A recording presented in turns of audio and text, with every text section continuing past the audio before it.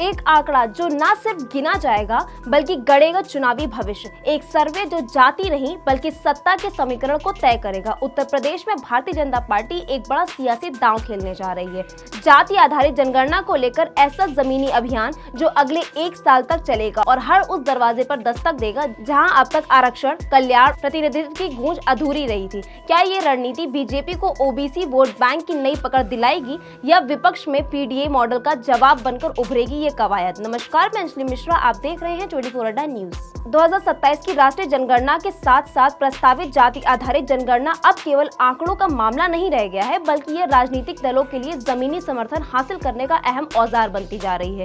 सूत्रों के मुताबिक भारतीय जनता पार्टी ने इसे उत्तर प्रदेश जैसे बड़े और राजनीतिक रूप में संवेदनशील राज्य में चुनावी तैयारी के अहम हिस्से के रूप में अपनाने की योजना बताई है। पार्टी का उद्देश्य साफ है कि 2027 के विधानसभा चुनावों से पहले अन्य पिछड़ा वर्ग यानी ओबीसी के मतदाताओं के बीच अपनी पकड़ को और मजबूत करना। पार्टी के राजनीतिकारों का मानना है कि जाति आधारित जनगणना का मुद्दा अगर सही तरीके से प्रस्तुत किया जाए तो वह विपक्ष की पकड़ वाले समुदाय में भी बीजेपी के लिए दरवाजा खोल सकता है। बीजेपी ने अपने नेताओं को निर्देशित किया है कि वे विभिन्न ओबीसी समुदाय से संपर्क करें और इस प्रस्तावित गणना के लाभों के बारे में जागरूक करें। इन लाभों में प्रमुख हैं सटीक डेटा के आधार पर लक्षित कल्याणकारी योजनाओं की शुरुआत, संसाधनों के वितरण में असमानताओं की पहचान और सामाजिक न्याय आधारित नीतियों का निर्माण। उत्तर प्रदेश के पिछड़ा वर्ग कल्याण मंत्री और राज्य ओबीसी मोर्चा प्रमुख नरेंद्र कश्यप ने मीडिया को बताया है कि अगले 1 साल तक यह पार्टी इस अभियान को हर ओबीसी उपजाति तक ले जाएगी। उन्होंने बताया है कि चौपालों और कार्यशालाओं के माध्यम से पार्टी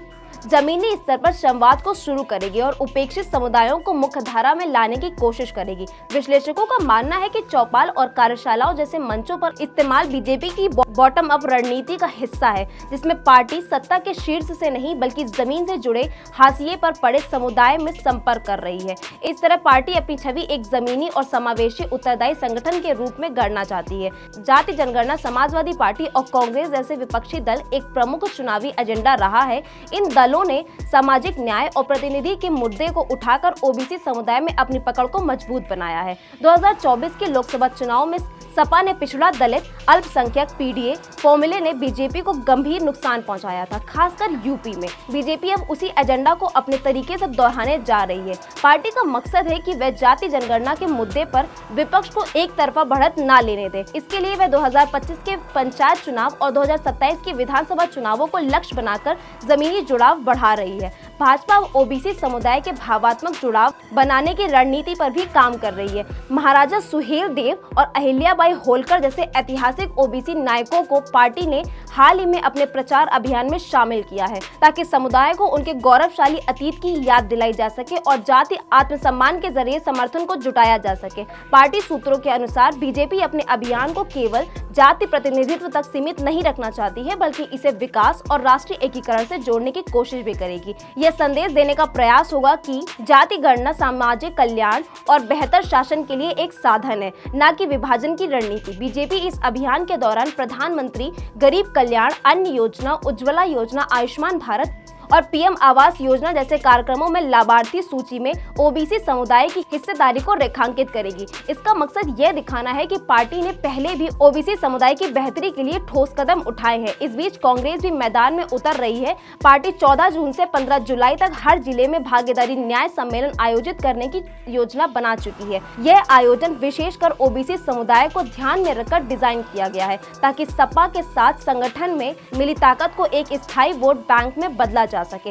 जाति जनगणना अब एक महज आंकड़ों की कवायद नहीं बल्कि सामाजिक न्याय बनाम समावेशी विकास का चुनाव युद्ध बन चुकी है। भाजपा जहां ओबीसी वर्गों में एक नई पैठ बना रही है, वही विपक्ष अपने परंपरागत समर्थन आधार को और मजबूत करने में जुटी हुई है।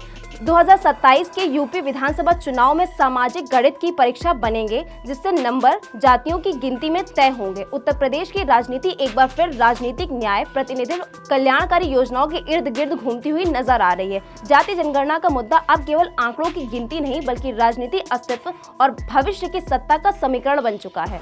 जहां एक ओर भाजपा इसे विकास और शासन सुधार की दिशा में एक बड़ा कदम बता रही है, वहीं जमीनी स्तर पर विस्तार कर रही है। वहीं विपक्ष इसे सामाजिक समानता और प्रतिनिधित्व का मूल अधिकार बताकर लामबंदी में जुटा हुआ है। ऐसे में 2027 का विधानसभा चुनाव महज एक चुनाव नहीं बल्कि ये तय कर रहा है कि उत्तर प्रदेश में जाति आधारित सियासत किस दिशा में जाएगी, विकास के समावेशी रास्ते पर या सामाजिक न्याय के आंदोलन मार्ग पर। तो इस खबर में सिर्फ इतना ही। ऐसी और खबरों को पाने के लिए देखते रहिए 24 अड्डा न्यूज। धन्यवाद।